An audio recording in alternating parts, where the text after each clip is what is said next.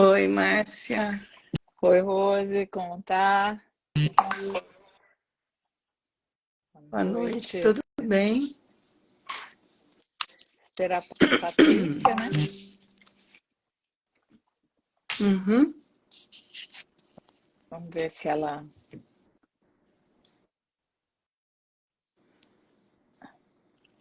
Muito frio em Muito, São Paulo, Márcia? muito frio. Vento, né? Oi, Juliano, um prazer tê-lo aqui. Oi, Juliano, boa noite.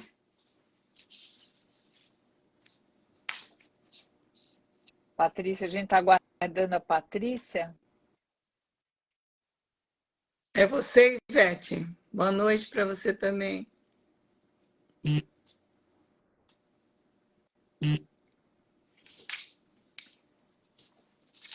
Deixa eu tentar falar com a Patrícia para ver se ela...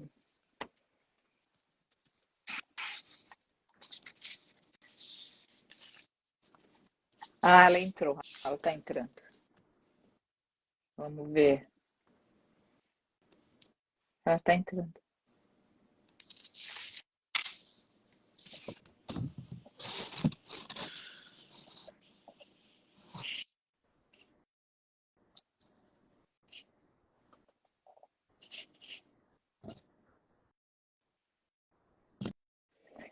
Peraí, tô tentando liberar a Patrícia.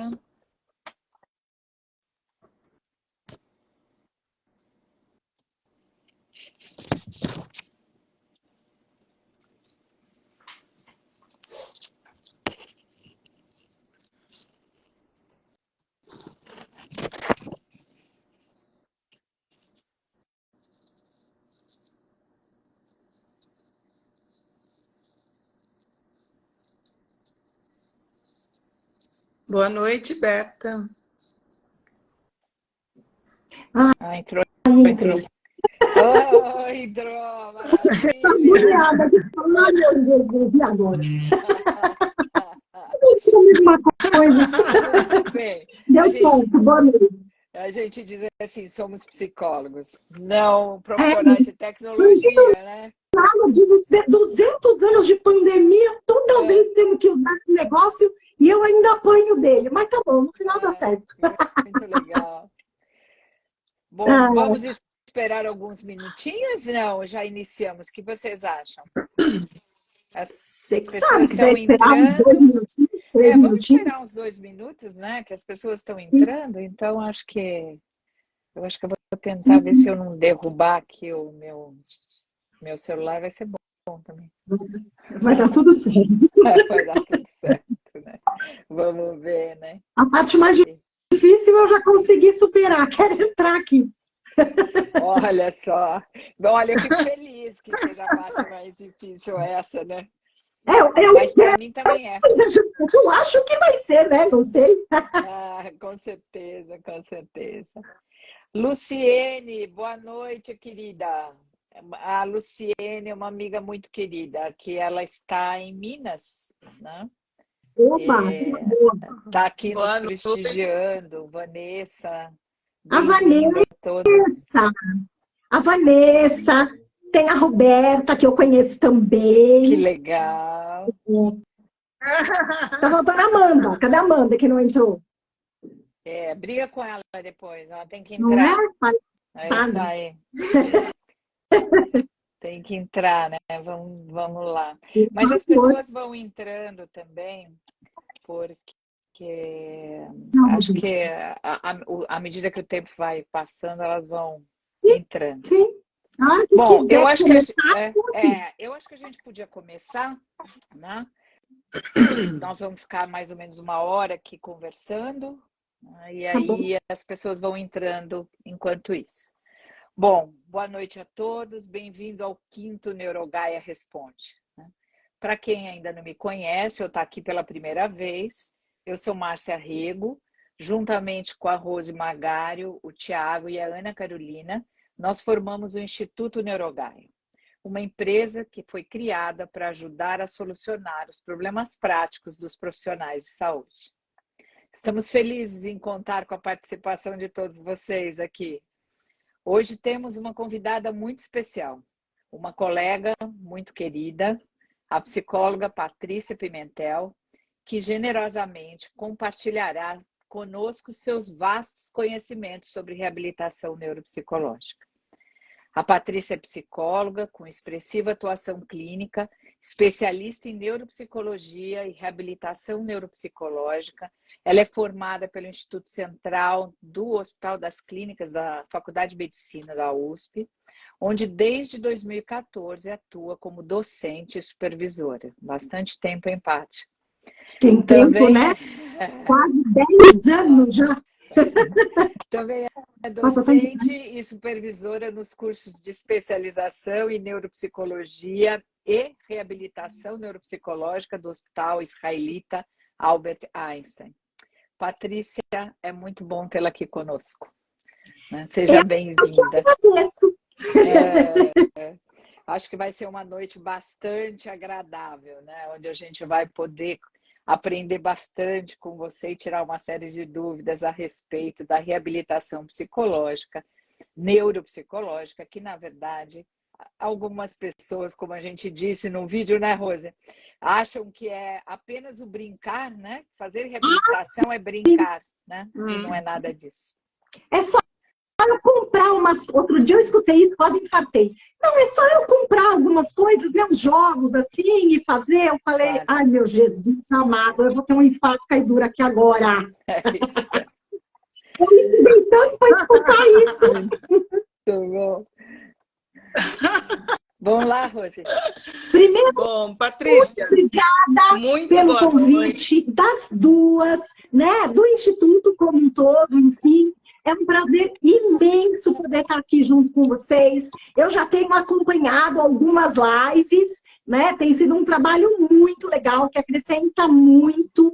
Então, assim, antes de eu começar a falar, porque eu sou tagarela, eu queria primeiro agradecer o carinho, o convite. É um prazer de verdade estar aqui.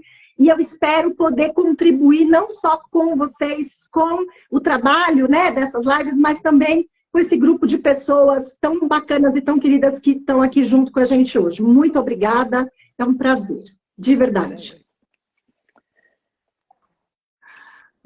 Muito obrigada. A gente que agradece, né, por você ter aceito o convite, de estar aqui falando sobre reabilitação neuropsicológica, pois tem muitas pessoas que, na verdade, não sabem o que é e o quanto elas podem se beneficiar da reabilitação, né? Então, para iniciar, né, vamos para o nosso quinto Neurogaia Responde. Eu gostaria de pedir a você, Patrícia, que nos diga o que é a reabilitação neuropsicológica. Então, assim, posso começar? Claro. Se eu falar demais, vocês me cortam, sim, tá bom? Claro, pode deixar. Na verdade, a reabilitação neuropsicológica, ela é um processo, eu chamo assim, né? Em que a gente recebe o paciente com queixas cognitivas, com queixas neurocomportamentais e que possivelmente e muitas das vezes chegaram até nós a partir de uma avaliação neuropsicológica, né? E a partir desse exame, a partir da demanda desse paciente, nós vamos fazer o estabelecimento de algumas metas de trabalho, né? E vamos auxiliar este paciente ou numa evolução positiva destas alterações cognitivas, neurocomportamentais, principalmente quando se trata de paciente com lesão encefálica adquirida, que a gente fala, né? Paciente com trauma de crânio, com AVC, com tumor do sistema nervoso central, pacientes vítimas de tumor cerebral, vítimas de parada cardiorrespiratória, de uso abusivo de álcool, de drogas, enfim, de uma série de diagnósticos. Mas a gente também trabalha, né? E aí, eu acho que é um trabalho que nem todo mundo tem, vamos dizer assim, disponibilidade para, mas a gente trabalha muito com paciente idoso também, com doenças neurodegenerativas, que são as conhecidas demências em suas variações, né? Aí não para uma evolução positiva dessas alterações, porque a gente sabe que, infelizmente, pelo menos por enquanto, essa doença ainda não tem cura, mas a gente trabalha num papel muito importante de diminuir a velocidade de progressão desta doença através de uma série, né, de estratégias, de técnicas, enfim, para poder que essa pessoa tenha, por mais tempo possível, qualidade de vida. Mas, além disso, a gente também trabalha com a família, a gente também pensa aí, né, sobre a importância de alguns outros encaminhamentos, seja para outros profissionais que também muitas vezes trabalham em parceria conosco, seja para suporte psicológico, porque esses pacientes muitas vezes também demandam, né, desse apoio, enfim. Muitas vezes a gente trabalha com pacientes também que têm quadros de TDAH, quadros de autismo, né? A gente trabalha com uma série de pessoas e muitas vezes também a gente trabalha com pacientes que vêm para fazer sessões por prevenção. Ô, Paty, deixa eu aproveitar e falar com você. Você estava falando que a reabilitação neuropsicológica... Gente, desculpa, viu? Mas eu não consigo chamar ela de Patrícia. Eu sempre chamo ela de Paty. Então, pode me chamar, que vamos chamar de Priscila também. Um monte de gente chama, tá tudo certo. Bom. Ô, Paty, você estava falando dos pacientes com lesão. Você falou uma série de patologias as quais... a pessoa poderia se beneficiar de um processo de reabilitação neuropsicológica, né? Crianças muito... Mas, no geral, são esses. Tá. Crianças muito pequenas, né? Então, assim, por exemplo, eu fico pensando na paralisia cerebral, né? Então, uma criança que, né, logo ao nascer teve uma paralisia, essas crianças... Elas não, obviamente, não estou pensando no bebê, mas eu estou pensando na criança, sei lá, dos 2 anos, 3 anos. Elas também podem, com elas também dá para realizar um trabalho de avaliação, de reabilitação neuropsicológica? Marcia, assim, ó, eu não sei se eu vou saber responder a contento a tua pergunta, porque meu público é o adulto e o idoso, mas pelas instituições por onde eu passei. E com as pessoas com quem eu trabalho hoje, eu acredito que sim, é possível, mas aí a gente dá um outro nome, né? Geralmente eles participam de atividades de grupo de estimulação cognitiva, grupo de estimulação precoce, enfim. Geralmente é assim que funciona. Se tiver alguém assistindo que puder colaborar, eu agradeço. Mas os lugares por onde eu passei, né, geralmente são atividades em grupo, são grupos de crianças, né? Tem até uma sigla, eu não lembro agora exatamente, mas é grupo de estimulação cognitiva. Tá. E aí essas crianças... Mas desde crianças bem pequenas, tá? Mas aí, nesse caso, deve ser feito baseado no processo de desenvolvimento, né? Porque não teria condições de fazer uma avaliação, né? Uma avaliação neuropsicológica. As que eu conheci não faziam uma avaliação um pouco diferente do adulto, né? Do idoso, enfim. Mas as crianças que eu conheci que participavam desses grupos, e muitas vezes os pais participavam junto, né? Porque eram muitas vezes crianças menorzinhas, até onde eu sei, eles não precisavam de uma avaliação para entrar no grupo, né? Pelo menos do que eu pude acompanhar, tá? Não era, eu não estava ali junto participando, mas era o que a gente conversava, era o que eu via. Eu acho que você tem razão nisso que você está falando, até porque se a gente pensar propriamente no significado da palavra, né, reabilitação, nesses casos, a maior parte deles não chegaram a perder, né? Eles não adquiriram, né? Eles não. Perfeito. E assim, que momento que esse processo de reabilitação neuropsicológica deve começar, Patrícia?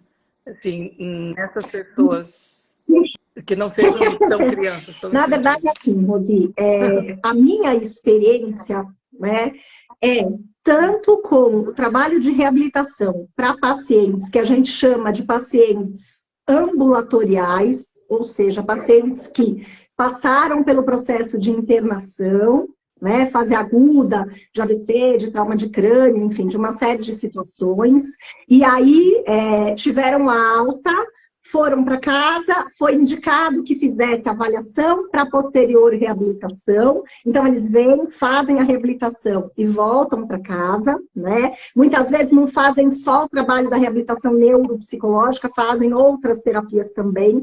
Mas, como a minha estrada no hospital é grande, né?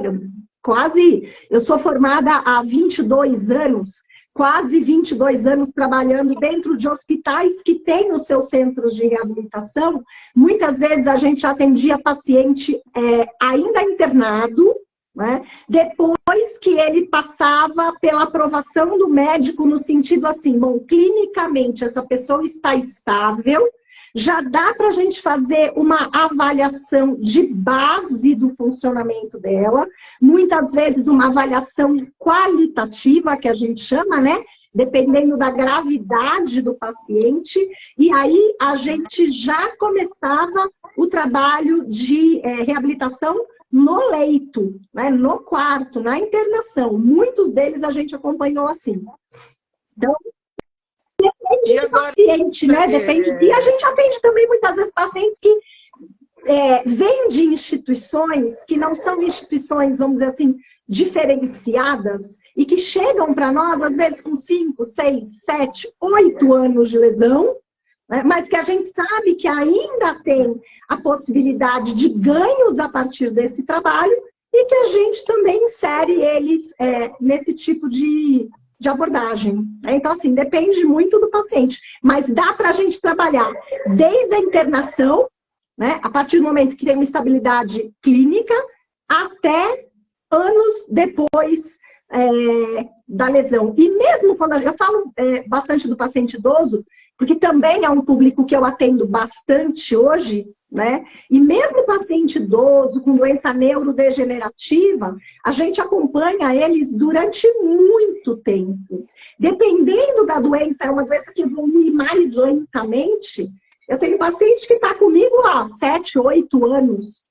Né? Então, assim, depende muito de paciente para paciente. Mas o que eu acho que é importante dá para trabalhar desde a internação até, né, anos depois da lesão. E o que eu acho que é importante de colocar também é assim, esses pacientes internados não necessariamente são pacientes em que a gente consegue um contato direto com eles, né? Dependendo da gravidade do que eles têm.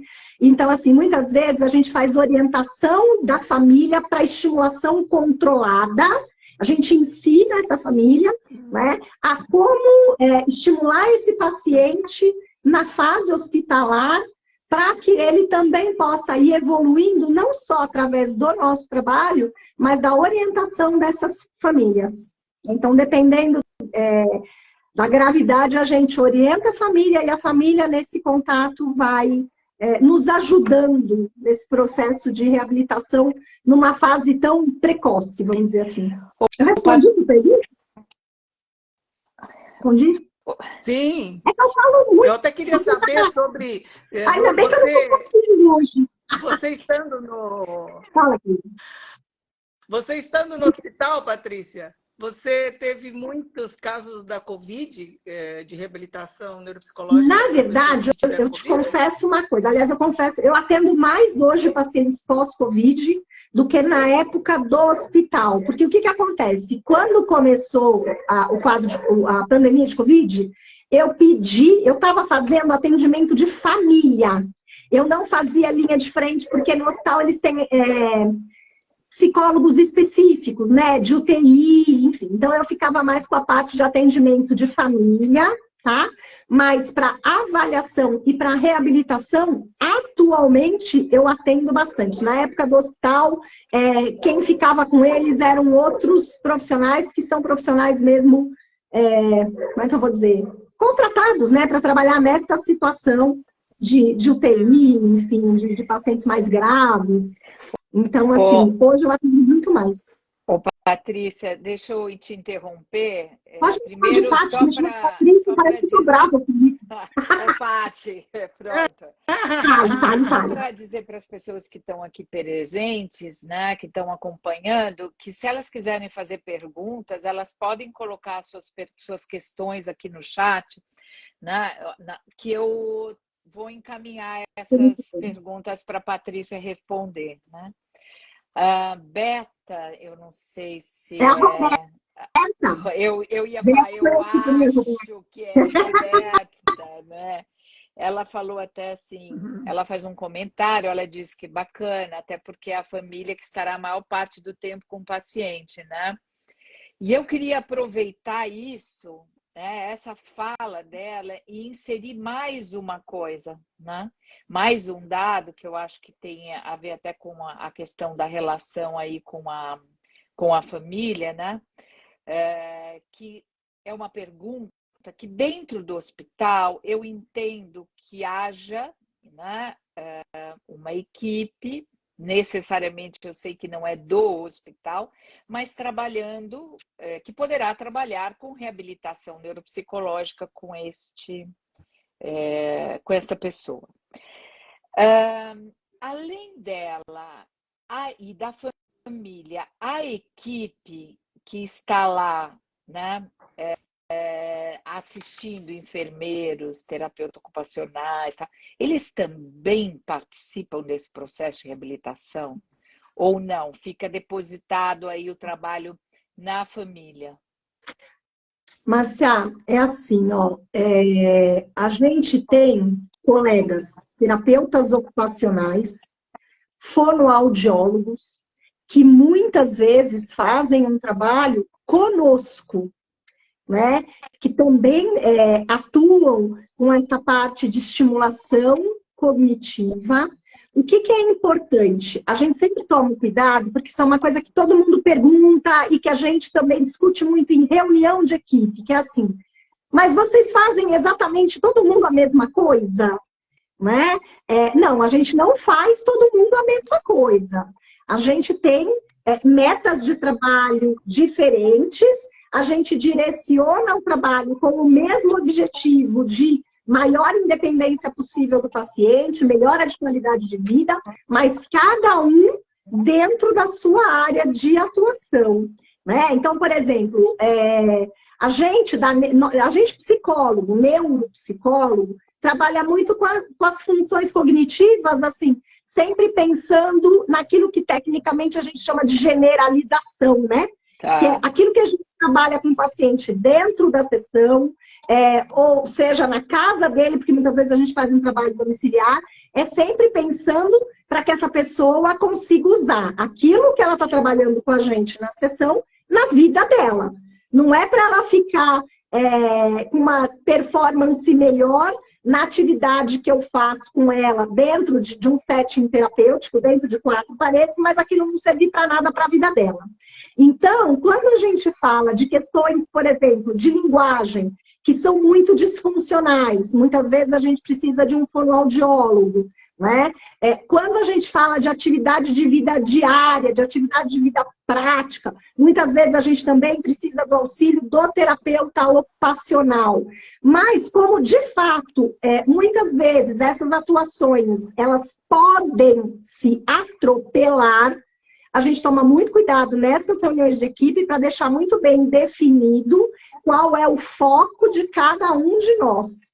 E aí, eu até acrescento que, claro que de uma forma diferente, mas os fisioterapeutas também trabalham muito essa questão cognitiva do paciente relacionado ao exercício, enfim. E muitas vezes a gente é chamado para poder orientar a equipe em como proceder com esses pacientes, para que eles também possam estimular, né, de uma forma adequada, alguém que tem alteração de atenção, alteração de memória, enfim, através do foco deles, que é a fisioterapia, por exemplo. Então, assim, não é um trabalho só de neuropsicólogo. Eu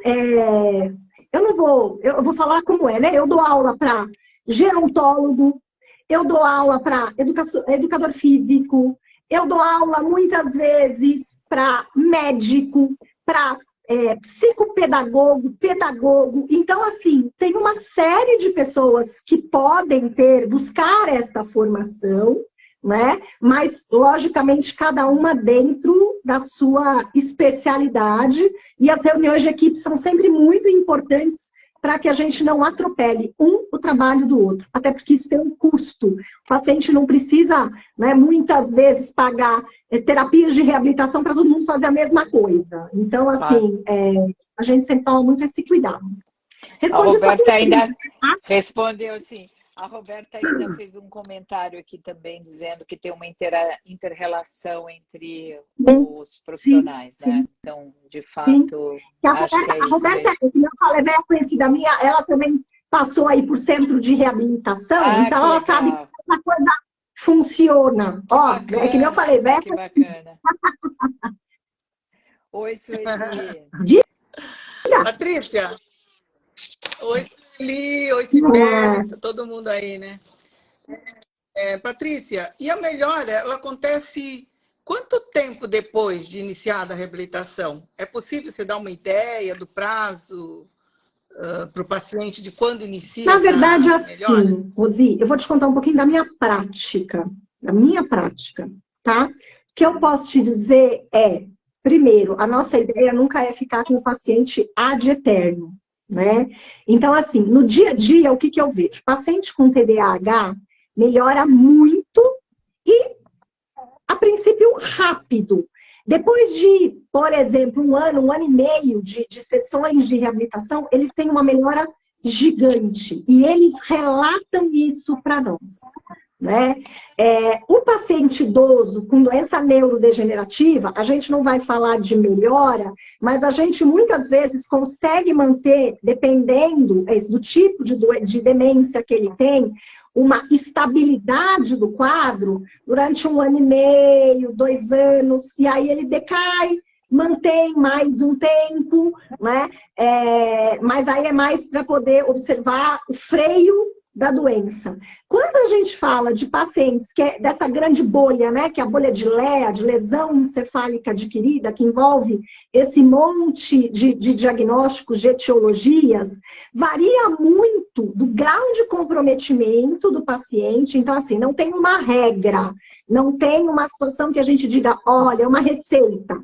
Todo paciente com trauma de crânio faz 6 meses de reabilitação e vai estar, né, já com um quadro completamente diferente. Não tá. A gente vai acompanhando toda semana, mês a mês, a gente vai discutindo os casos. O que eu posso dizer, muitas vezes, eu coloquei no começo, né, que a gente tem o direcionador da avaliação neuropsicológica, a gente não faz reabilitação neuropsicológica sem essa linha de base, que é a avaliação, né? Não faz, porque senão é tudo um grande achismo, né? Mas eu costumo fazer revisão para poder estabelecer meta de trabalho. Eu costumo fazer revisão de meta para paciente ambulatorial a cada 3, 4 meses, porque a gente já percebe a diferença, né, dessas pessoas, quando essa diferença é possível da gente conseguir. Paciente internado, a gente faz essas revisões num período muito mais curto, porque eles têm evoluções muito rápidas, né? As mudanças, às vezes, são de uma semana para outra, vamos dizer assim. Então, não tem uma receita, não tem uma resposta fechada. Mais uma vez eu digo, depende muito de diagnóstico para diagnóstico, mas geralmente paciente ambulatorial é isso. Eu percebo na prática que por volta de 3, 4 meses de sessão a gente já percebe alguma mudança, e para paciente internado, dependendo do quadro, a mudança é muito mais rápida, né? Vamos dizer assim. Depende muito de pessoa para pessoa. Entendi. Uhum. Dependendo, tem algumas pessoas que demoram mais, lógico, e outras menos, né? Não dá para estimar. Que eu falo assim, embora a gente gostaria muito de ter uma receita de bolo, né? Uma coisa pronta, que a gente pega na gaveta e diz assim, ó, isso aqui serve para todo mundo, cada um é um. Então, não dá muito para colocar um prazo. Mas, geralmente, o que eu uso como referência para conversar com essas famílias, para conversar com esses pacientes, até quando eu vou fazer a proposta da reabilitação, explicar o que é, como é o meu trabalho, geralmente eu dou esse tempo para a gente poder observar aí se há mudança ou se não há, porque para o paciente ambulatório é um tempo minimamente razoável, mas não é uma regra, não é porque em 3, 4 meses, às vezes, a gente não conseguiu uma evolução adequada, que essa evolução não vai acontecer. E tem outros que a gente acredita que vai demorar um tempão para evoluir, e de repente a gente se surpreende, porque em menos tempo eles melhoram bastante. Opa, Paty, falando sobre a avaliação neuropsicológica, né, e a importância dela para até o preparo, o planejamento, né, a construção desse trabalho realizado com o cliente, essa avaliação neuropsicológica, ela tem que ser completa, estou correta? Por que eu estou perguntando isso? Porque às vezes eu escuto algumas pessoas dizendo assim para mim, não, o meu cliente tem dificuldade de linguagem, posso fazer teste só de linguagem? Posso fazer uma avaliação somente? É isso, é mais ou menos isso. Como que você vê esse trabalho? Ele tem que ser um trabalho completo? Né? Então, assim... Márcia, o que eu aprendi e o que eu faço? A avaliação é uma avaliação que também, tecnicamente, a gente chama de uma avaliação compreensiva. Ou seja, no meu entendimento, tem que ser uma avaliação geral de todas as esferas da cognição e do humor do paciente também, tá? Dependendo do caso, a gente ainda acrescenta aí, muitas vezes, um teste projetivo, alguma coisa, mas dependendo, não é muito... O perfil de paciente que vem para mim é mais de cognição e de humor, tá? Por que a gente opta por fazer assim? E por que eu entendo que é mais adequado fazer assim? Porque muitas vezes esse paciente vai chegar mesmo com uma queixa de memória e, de repente, se eu entender que eu vou fazer só a avaliação da memória, eu posso perder informações, como, por exemplo, quantos pacientes não têm queixa de memória, mas, na verdade, eles não têm uma dificuldade de memória de base. Eles têm uma dificuldade atencional, eles têm uma dificuldade de funções executivas, que são habilidades que vão impactar na memória dele. E se eu não avaliar, eu vou perder essa informação, né? E tem outros pacientes que não, tem outros pacientes que estão com a atenção minimamente ok, funções executivas minimamente ok, mas, de fato, tem uma dificuldade de memória. E, assim, esses pacientes, quando vêm com queixas, né, eu falo muito da memória porque eu acho que é o mais comum, pelo menos do que chega para mim, mas tem paciente que fica... Eu atendo muito pacientes com AVC, enfim, então tem paciente que tem alteração de linguagem, e aí você não sabe se a dificuldade dele é de linguagem, se a dificuldade dele é de memória. E se eu fizer uma avaliação muito restrita e muito focada na queixa, eu posso correr o risco de não avaliar aquele paciente direito, como tem que ser, e não reabilitá-lo direito, como tem que ser também. Até porque o paciente é leigo, a família é leiga, eles vão acreditar naquilo que eu disser para eles. E eu preciso falar direito, né? Eu preciso falar direito. Certeza. Porque assim, é um vínculo de confiança muito grande. E às vezes o paciente nomeia como memória, e não é. Eu já atendi paciente, eu atendo paciente adulto com TDAH, por exemplo. Quantos e quantos já não chegaram para mim com queixa de memória, acreditando que tem demência precoce, né? E aí, quando a gente vai ver, ele não tem demência precoce, a memória dele tá ok. O que ele tem? Ele tem um baita de um quadro de TDAH, né? Impactando muito ali na memória dele. Se eu fosse focar só na memória, eu ia dizer, isso tá ótimo, tá muito bem, muito obrigada, não precisa mais para casa. Aliás, a gente vê também situações diferentes até, né? De pessoas que vêm com diagnóstico de TDAH, por exemplo, tá lá com uma desatenção incrível. Quando você olha, tem um quadro de ansiedade gigante. Gigante, né? Por isso que a gente cuida do humor. Assim, a gente precisa avaliar o humor também. E Márcia, e Rose, eu queria falar cabe eu ia perguntar se Deixa eu só falar uma coisa que eu acho muito importante. Pode falar, perdão. Eu já respondo a tua pergunta, mas uma coisa que eu acho muito importante, né? É assim, o que eu preservo e o que eu incentivo muito também? A anamnese bem feita. Não precisa ser uma anamnese de 45 páginas, pelo amor de Deus, porque tem umas pessoas que gostam de escrever. Mas, assim, também uma anamnese de 2 parágrafos, para mim, não serve. Por quê? Porque esses exemplos, essas informações, como essa doença evolui, segundo o próprio paciente, segundo a sua família, isso vai me ajudar muito no meu raciocínio clínico. Se essa informação me falta, porque eu já recebi milhares de avaliações que tem uma anamnese de meia página. Você fala, gente, mas a pessoa não perguntou nada. Como é que eu vou saber aqui, né? Adivinhar? Então, assim, não só a avaliação compreensiva, envolvendo todas as esferas da cognição, mas também uma anamnese detalhada. Detalhada no sentido de informações relevantes, porque também não adianta eu ficar perguntando coisas que não cabem e que não vão impactar em nada na queixa daquele paciente. Mas eu acho muito importante falar isso, porque a gente ainda tem, pelo menos chega para mim, muita avaliação, que é que nem eu disse, de anamnese de meia página, que você fala, puxa vida, mas isso aqui podia me ajudar tanto no meu raciocínio e...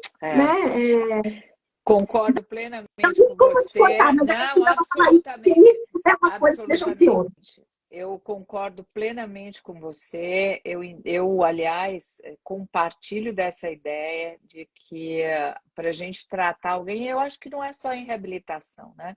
Então, assim, pelo menos na psicologia, na neuropsicologia, né, com o neurofeedback que fazemos eu e Rose, a gente precisa de uma boa anamnese. Partimos de uma boa anamnese, porque se não fizermos isso muito bem feito, né, a gente vai descobrir no meio do caminho informações que eram preciosas, né, e que talvez interfiram até no próprio trabalho, porque poderia ter sido diferente. Né? Então, compartilho perfeitamente. Vou só acrescentar mais uma coisa, depois eu prometo que fico quieta para explicar.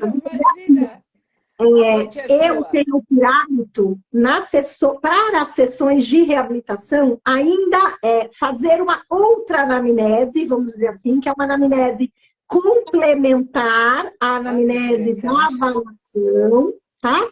Por quê? Porque eu preciso conhecer algumas questões do paciente do ponto de vista de hábitos, de atividades, né, de coisas que ele gosta, que ele consegue fazer com mais facilidade, para eu poder, muitas vezes, adaptar tarefas e ter uma melhor adesão do meu paciente. Então, tem informações que, muitas vezes, não constam ou constam muito superficialmente na anamnese para avaliação neuropsicológica. Eu sempre gosto de complementar esta anamnese, ou de atualizar, enfim, mas de complementar com algumas outras situações para eu poder, sempre que possível, adaptar atividades, adaptar situações para que esse paciente se sinta mais confortável e tenha uma adesão melhor nesse trabalho. Porque muitas vezes eles chegam também porque o médico mandou. Eles chegam muitas vezes porque o filho é um apavorado, preocupado, exagerado, né? Então, assim, quando se sente à vontade, quando está fazendo alguma coisa que gosta minimamente, a gente tem um outro engajamento. O vínculo é muito diferente. Então, assim, eu também tenho isso por hábito, tá? Além da importância da anamnese da avaliação, eu cuido para ter uma anamnese mais sucinta, mas, assim, focada em questões que podem me ajudar nas sessões de reabilitação. Bacana. Pronto, já está galegando. Imagina, Patrícia, Pati, né? Diz uma coisa para mim. A avaliação neuropsicológica, se você recebe um paciente para reabilitação, você é quem faz a avaliação neuropsicológica ou você pede para outra pessoa? Como é isso? Não necessariamente sou eu que faço. Então, assim, eu posso receber algumas situações. Eu posso receber um paciente que já tem uma avaliação neuropsicológica, que não fui eu que fiz.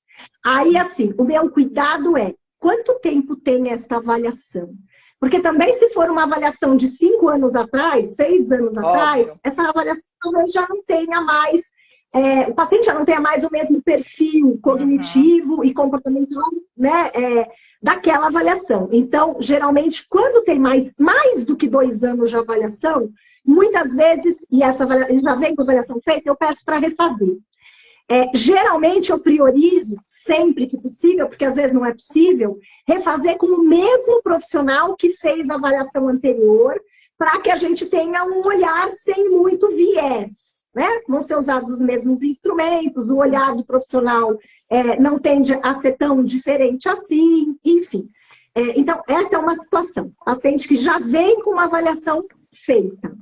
Tem paciente que não vem com a avaliação feita, mas ele também não quer fazer a avaliação comigo, ele quer fazer com outro profissional, que ele já ouviu falar do nome da pessoa, conhece alguém que fez a avaliação. Isso impede, o fato dele fazer uma avaliação com outra pessoa não impede depois dele vir fazer reabilitação comigo. Então, não precisa fazer comigo. Mas tem paciente que chega e já diz, Patrícia, eu gostaria de fazer com você. Eu não tenho avaliação nenhuma, mas aí eu já faço avaliação com você, já inicio reabilitação com você e tá tudo bem, né? Então, assim, quem faz a reabilitação não precisa ser o mesmo profissional que fez a avaliação, né? Okay. Pode ser, mas não precisa ser. E pacientes mais graves, vale avaliação qualitativa também, tá?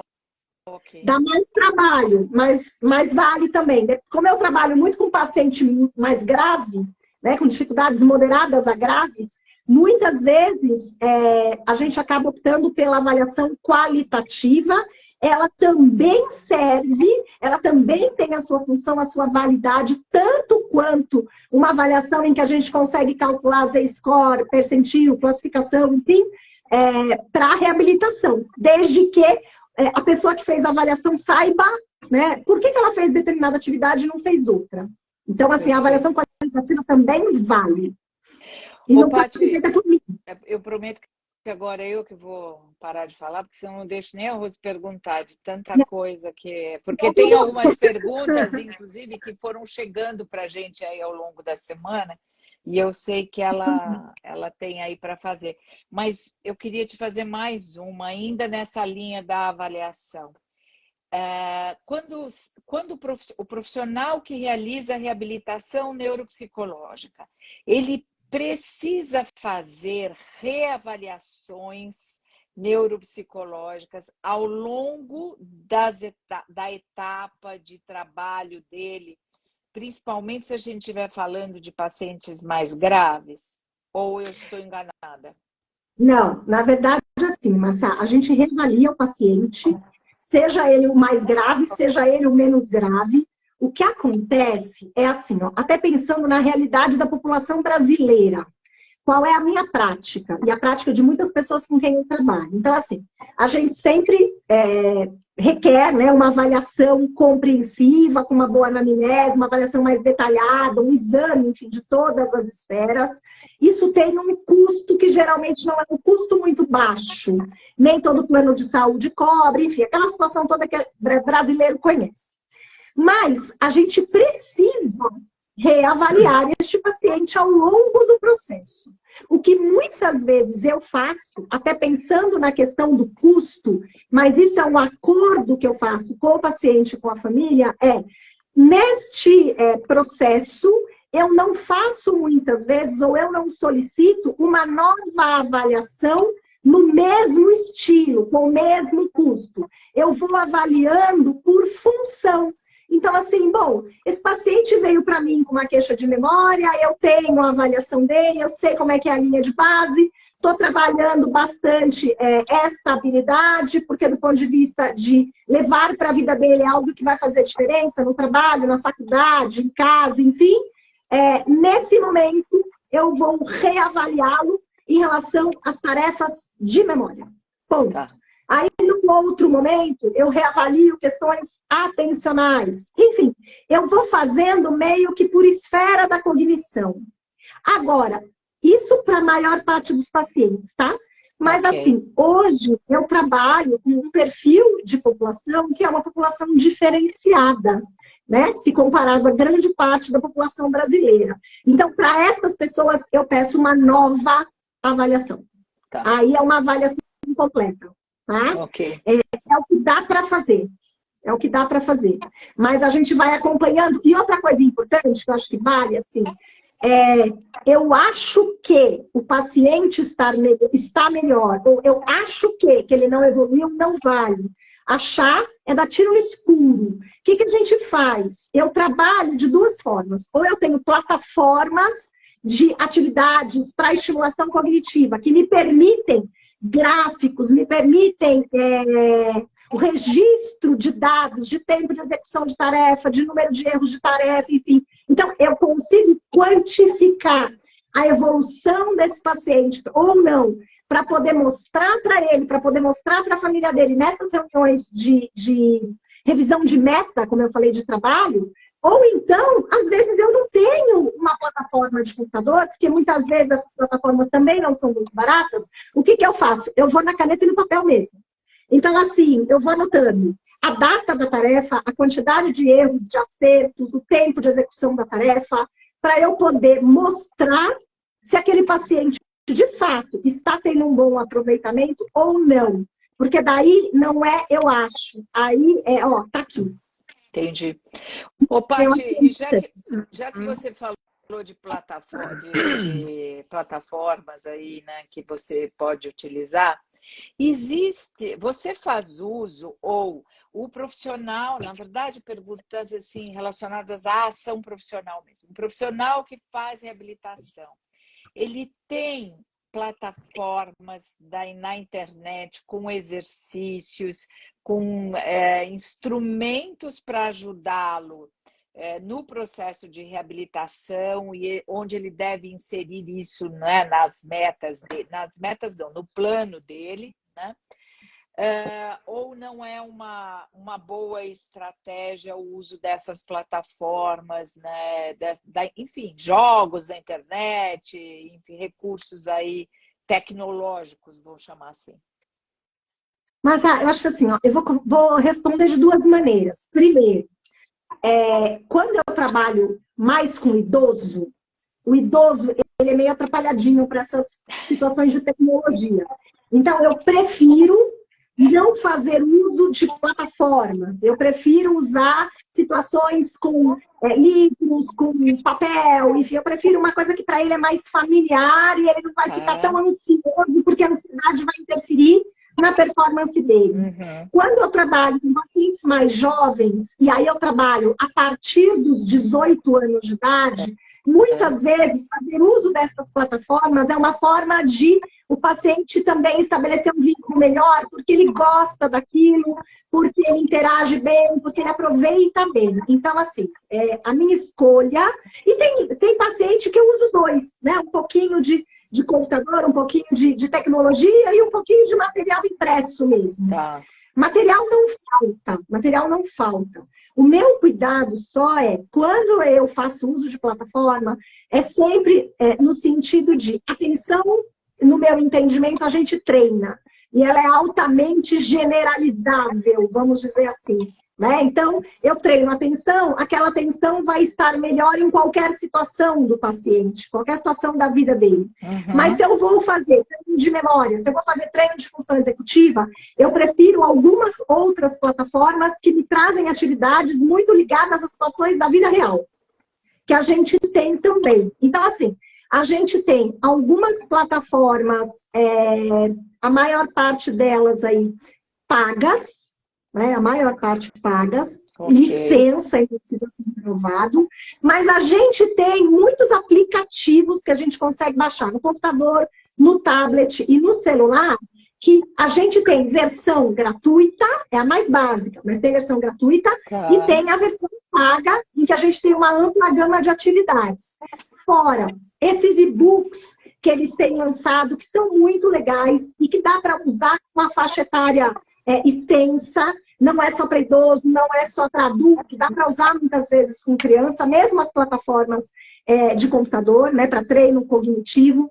A gente tem livro mesmo, físico, né, que dá para usar, e assim, e dá para baixar lá no nosso amiguinho Google, muitas vezes atividades que você pode fazer no computador, você pode fazer impressa, e tá tudo certo. O que eu costumo dizer a gente não precisa, para trabalhar, da tecnologia. Eu não preciso dela. Se eu souber o que eu estou fazendo e se eu souber escolher, principalmente para quem está começando na profissão agora, essas coisas são todas muito caras, né? Então, assim, se eu souber o que eu estou fazendo, se eu escolher direito, tá tudo certo. tá tudo certo. Mas no meu trabalho depende muito da faixa etária. Com pacientes mais idosos, eu prefiro a moda antiga. Acho que eles ficam, como eu falei, menos ansiosos, né? Pessoas mais jovens já gostam mais, já curte mais, então a gente usa bastante. Mas tem muito material, né? A questão é, tem paciente que fica com a gente um tempão, hein? Esse paciente idoso, eu tenho paciente de 7, 8 anos, haja criatividade para a gente pensar em material. Porque assim, não é porque ele esquece que eu vou repetir a atividade com ele, pelo amor de Deus, hein? Porque tem gente que brinca isso, já escutei isso também, pelo amor de Jesus, não faz isso. Mas deixa eu falar uma coisa, eu também que eu fico quieta, mas assim, o que eu acho que é importante, só retomando uma coisa na questão da família, né, e voltando nessa situação aí da população brasileira, por que eu acho que é legal a gente, muitas vezes, orientar essas famílias? Porque esses pacientes, em diversas situações, teriam indicação de reabilitação mais do que uma vez por semana. Né? Reabilitação muitas vezes 2 vezes por semana, 3 vezes por semana, principalmente esses pacientes recém-lesionados, né? Às vezes a indicação não é nem médica, às vezes eles próprios chegam para nós, a família chega para nós e gostaria de inseri-los aí mais do que uma vez, só que, de novo, isso tem um custo, e às vezes não dá, né? Porque também a gente não consegue trabalhar num custo muito baixo, porque a gente precisa de material, a gente precisa de supervisão, a gente precisa de sala, a gente precisa de um monte de coisa, então também não dá muitas vezes para fazer um valor tão acessível, mas o que eu acho que é importante se eu treino esta família, se eu explico para esta família o porquê que eu estou trazendo ela, né, para dentro da minha sessão em alguns momentos, para eu orientar como trabalhar com o paciente em casa, como lição de casa, vamos dizer assim, né? Que é assim que muitas vezes eles falam para mim, hoje tem lição de casa, sempre tem lição de casa. É uma maneira de eu poder perpetuar aquilo que ele está fazendo comigo na sala, em situações em que a família também vai poder estar participando, ele vai gostar de ver a família nesse suporte, nesse apoio, e a gente consegue um trabalho com um custo menor, né, se a gente tiver essa família como parceira. Nem sempre isso acontece, mas quando acontece é muito legal. Porque é isso, o paciente vem comigo uma semana, 2, 3 vezes por semana, ele está em casa fazendo as tarefas que eu peço e que depois eu olho. Também não adianta eu falar faz e depois eu não olho, porque daí ele faz tudo errado, eu não sei nem o que ele está errando. Mas assim, também parece que a gente não olha, pessoal. Certo. Olha, eu ia perguntar isso da quantidade de sessões, mas aí você vai responder. Eu não sei se ele está fazendo errado, que tipo de erro que ele está fazendo, e aí eu estou só entuchando tarefa, que aquela história não é só comprar posso comprar um livrinho, posso jogar um joguinho de memória com ele? Se você souber, né, qual a funcionalidade disso na vida dele, poder pode. Agora, jogar por jogar, enfim, aí é outra história. Claro. Mas agora fica o quê? Como é que você faz um planejamento das metas em reabilitação? Então, assim, isso é bem importante. Por quê? Porque, na verdade, não sou eu sozinha, como profissional, né, como técnica da área, que vou estabelecer metas. Estas metas, elas são estabelecidas em conjunto. Quem é que faz parte deste time para o estabelecimento de metas? Eu, enquanto técnica da área, de posse dos resultados da avaliação neuropsicológica, mas este familiar, ou muitas vezes o cuidador contratado, porque eu também trabalho com uma população em que não é só a família que precisa ser orientada, cuidador também, porque muitas vezes é o cuidador que tem contato comigo, né? E muitas vezes o próprio paciente. Então, assim, nós sentamos e nós conversamos sobre as demandas, sobre os desejos, sobre as expectativas desse paciente. E aí é isso, um pouco da minha experiência, né, com estes pacientes que têm determinados diagnósticos, para saber reconhecer se aquela demanda, se aquela expectativa, ela é viável de ser trabalhada ou não. São os resultados da avaliação neuropsicológica que vai me trazer perfil de força, como a gente chama, né? De força e de fraqueza diante do diagnóstico daquela pessoa e o que a gente acredita que é possível de se trabalhar naquele momento, tá? Então, assim, não sou eu não vou trabalhar com o paciente aquilo que eu acredito que é legal para ele, porque eu sei da minha parte relacionada ao exame, né? O paciente tem o desejo dele, que muitas vezes a gente vai conseguir trabalhar em cima para pelo menos chegar até perto, não necessariamente atender 100%.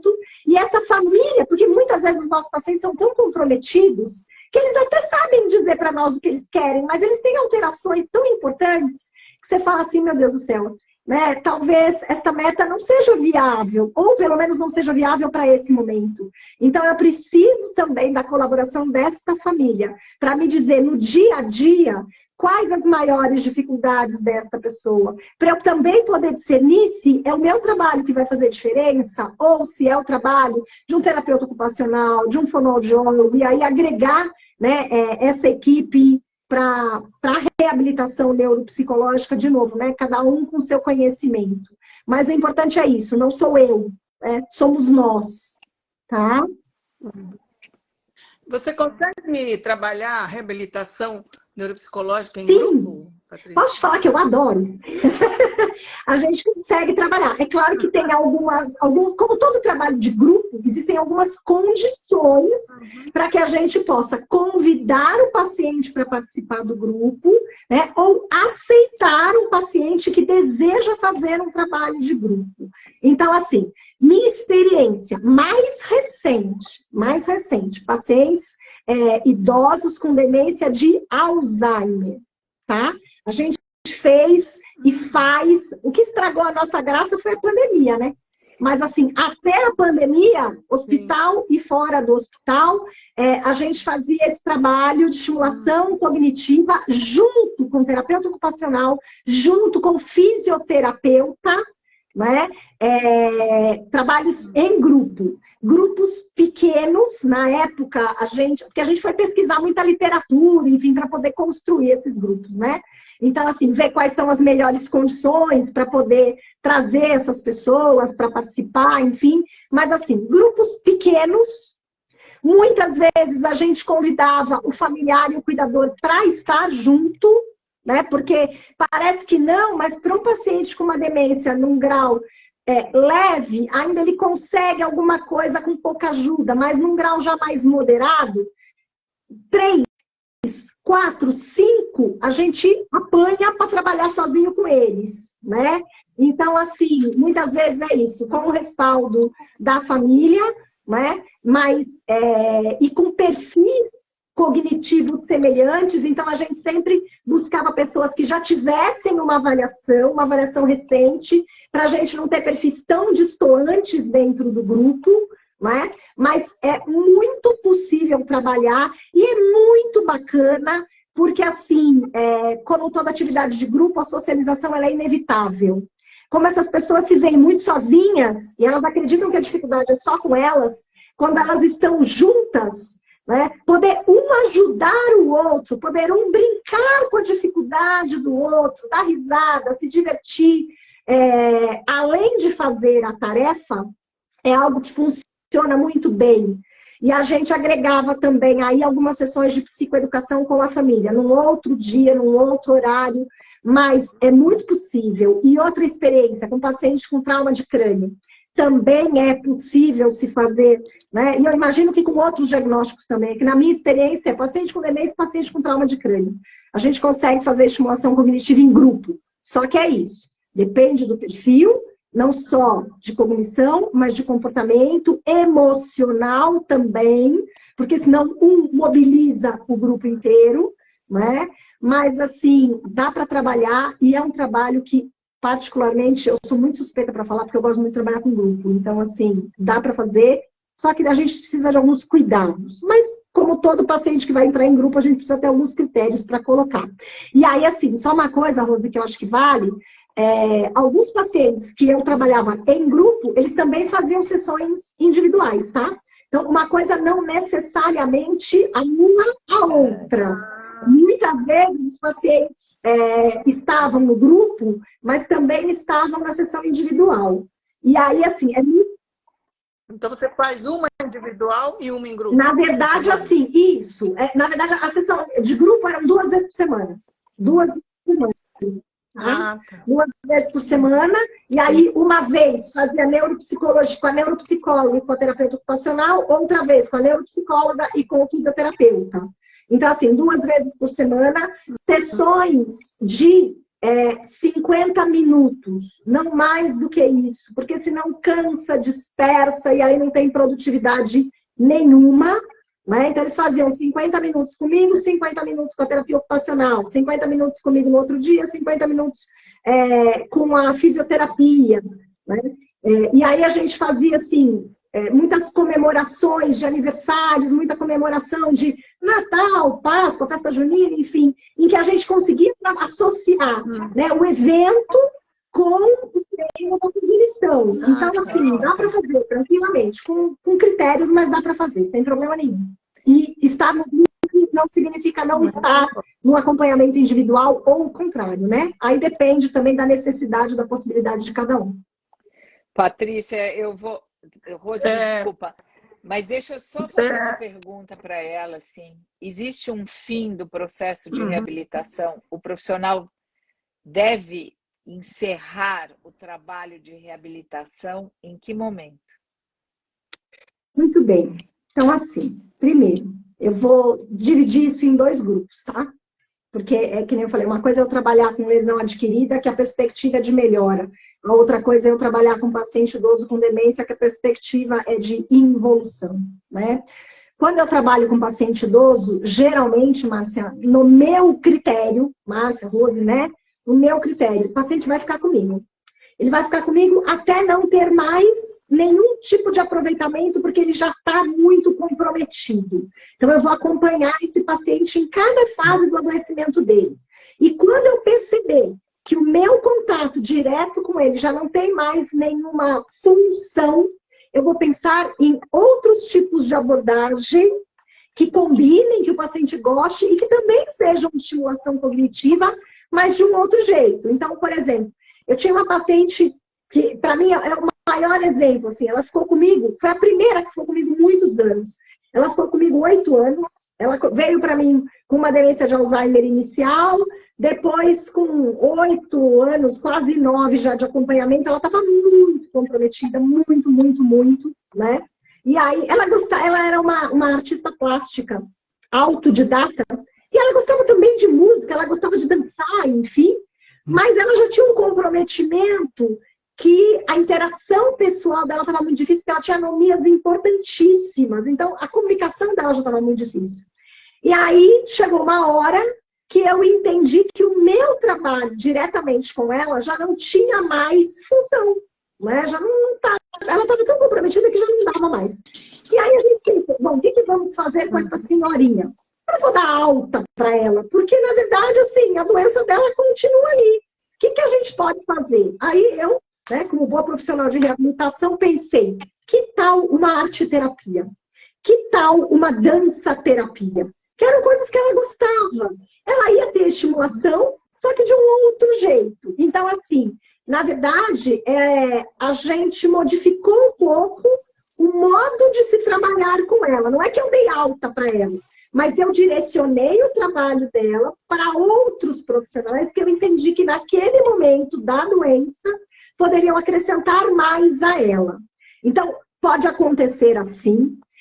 Trabalhando ainda com o idoso, muitas vezes o idoso cansa, porque ele percebe que a doença está evoluindo e que todo aquele esforço de vir para a sessão, de acordar cedo, enfim, de uma série de coisas, né, não está trazendo para ele o benefício que ele gostaria, aí ele pede para sair, mas quando ele pede para sair, existe toda uma orientação de família, existe todo um processo aí para nos fazer também um desligamento de uma hora para outra, mas eu não tenho como obrigar, né? Muitas vezes a família também pede, Patrícia, agora acho que chegou a hora da gente fazer outras coisas, né? Eu vou levar minha mãe para viajar, eu vou levar minha mãe para o cinema, eu vou levar... Enfim, a família muitas vezes pede esse desligamento, tá? Então, muitas vezes acontece assim, falando do paciente idoso. Do paciente mais jovem, chega um momento, que pelo menos é o momento que eu sempre espero que chegue, né, em que esse paciente, a gente trabalha pacientes menos comprometidos comprometidos, né? A gente trabalha na expectativa de que eles tenham uma reinserção laboral, uma reinserção educacional. Então, a gente vai fazendo o desligamento aos poucos, primeiro para não virar uma sobrecarga, e depois porque a gente entende que a reabilitação é para a vida. Então, em alguns momentos, a gente vai optar por continuar a estimulação, mas num outro contexto, de uma outra forma, e aí eu peço esse desligamento gradual. Geralmente eu faço por desmame. Eu não faço assim, a partir de agora não trabalho mais com você, você vai fazer outras coisas. Conforme o paciente vai evoluindo e a gente vai reavaliando, e o paciente vai buscando outras metas, que a gente também vai preparando eles para isso, né? Eles acabam indo para outros, cultivar novos horizontes, vamos dizer assim. Mas dificilmente, principalmente consultório, né? Quando a instituição, às vezes a gente tem a necessidade de dar a alta porque não se trabalha com terapia de manutenção, se trabalha com terapia de reabilitação, fase mais aguda e pós-aguda, não manutenção, né? Mas, no geral, eu desligo o paciente ou quando ele solicita a alta, ou quando ele já foi caminhar pelas próprias pernas e aí realmente não tem mais uma necessidade de acompanhamento semanal. Mas eu sempre peço, isso, mesmo desligando, que a gente ainda se veja, né, em algumas situações, em alguns momentos, para poder acompanhar se aquilo que ele adquiriu, ele manteve ou não, e por quê, né? Ai, muito bom. Patrícia, a gente está chegando no nosso fim, né, dessa live. Tem uma pergunta da Lígia. Pois é, a gente tem um compromisso com as pessoas que aqui participam de uma conversa de 1 hora, né? Então, a gente tenta concluir no momento próximo, pelo menos dessa 1 hora. Eu ia encerrar, mas tem uma pergunta da Lígia. Eu vou fazer essa pergunta da Lígia. Lígia, bom tê-la aqui. Lígia foi minha aluna. É uma excelente profissional também. Quando existe uma resistência diretamente da família e não do paciente, como fazer? Na verdade, assim, sendo bem curta e objetiva. Na realidade, primeiro, antes de qualquer coisa, eu trabalho muito com psicoeducação dentro da reabilitação neuropsicológica, né? E eu entendo que a psicoeducação é do primeiro dia até o último. Então, assim, eu foco muito na psicoeducação voltada para o diagnóstico daquela pessoa, do porquê ela veio buscar e da importância daquele trabalho, né? A partir desse momento, muitas vezes, a gente consegue sensibilizar essa família, e essa família, entre aspas, nos dá uma chance, né, de conhecer o nosso trabalho e da gente mostrar para ela o quanto aquele trabalho, de fato, vai fazer diferença para o nosso paciente. Então, muitas vezes, isso funciona. Tem vezes que é como eu falei, eles vêm uma vez porque o médico mandou.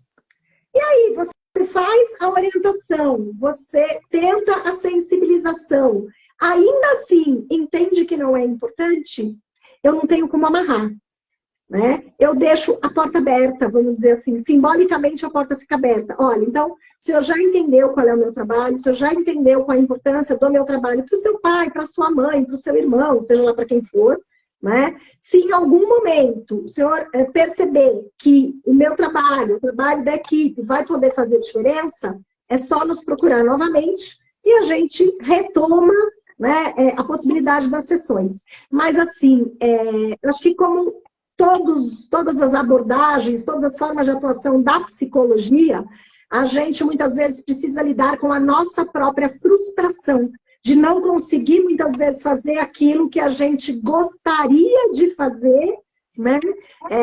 Por resistência. Às vezes da família, às vezes do paciente, né? Às vezes a nossa luta é com o médico, que não sabe direito o que a gente faz e que acha que não precisa, que qualquer coisa tá bom. Né? Então, assim, a gente tem um árduo trabalho pela frente. Mas também a gente tem uns médicos muito gente boa, que são nossos encaminhadores, assim, e fazem o maior comercial do nosso trabalho, e que acreditam e que defendem, né? E com quem a gente consegue estabelecer parcerias muito legais. Mas eu acho que é isso. A gente tenta até onde dá. É muito bacana quando a gente consegue ter parceiros, né? Então, assim, super, porque super. eu acho que assim, tem uma coisa que é fundamental, talvez até para as pessoas mais novas, não sei, né? Que estão entrando. A gente nunca faz um trabalho sozinho, né? O Jamais. trabalho em conjunto, ele sempre é muito mais rico e sempre traz muito mais resultados, né? Sim, Então, sim. eu acho que essa possibilidade de ter outras pessoas é bem bacana. E sabe Paty, só uma coisa, Marcia, antes da só rapidinho. É assim, discussão de caso é uma bela porta de entrada para médico conhecer, confiar, defender o nosso trabalho. Discussão de caso, sempre, sempre. Era isso que eu queria falar. Pronto, muito bem, Paty, eu passaria a noite inteira aqui falando com você, né? Tem muito assunto. Olha aqui, tem perguntas que as pessoas fizeram que eu não pude fazer para você, mas que a gente vai respondendo. Como é que vocês fazem? Depois responde? Sim, eu respondo. Na verdade, o Neurogaia responde todas as perguntas que são feitas, né? A gente não deixa, que esse é o nosso propósito. Ninguém falando sozinho. Né? Não, o nosso propósito é esse, né? Poder auxiliar na prática, com ações práticas, as questões, os questionamentos, as dúvidas, enfim, dos profissionais da área da saúde. De qualquer maneira, quero agradecer bastante a você por toda essa sua generosidade de compartilhar conosco o seu conhecimento. Não é qualquer pessoa que faria isso, né? Você sabe disso, sabe bem do que eu estou dizendo. Uma coisa que alguém me ensinou que é assim, ó, conhecimento é para a gente passar para frente. Eu não sei se você conhece essa pessoa, mas eu conheço. E eu lembro quando essa pessoa falou para mim assim, conhecimento é passar para frente. É assim que a gente se perpetua, não é? É fato, é o que eu acredito, né? Era uma Márcia, não sei se você conhece ela falou isso para mim, ó. Deixa pra lá quanto tempo atrás, não importa. Olha, foi uma noite muito rica, né? De muito aprendizado. Eu espero que você volte outras vezes, né, para conversar conosco. Nós temos também como meta essas lives a cada 15 dias, até para as pessoas não ficarem muito enjoadas da gente. Então, assim, a cada 15 dias nós continuaremos com esse projeto, né, de trazer assuntos. As pessoas que têm interesse, gostariam que a gente falasse de algum tema especial, pode nos mandar, é só entrar na bio, colocar, a gente vai ouvir e vamos organizar para que essas questões também possam ser tratadas. Agora, antes de eu me despedir, eu quero contar para quem está aqui, né, que o Neurogaia está abrindo um grupo, né, chamado aí nós vamos chamar, né, de Neurogaia Orienta, para trabalhar, para orientar os profissionais em avaliação neuropsicológica nesse primeiro momento. Primeira mão essa informação, ninguém sabe disso ainda, é um trabalho que nós faremos num grupo, né?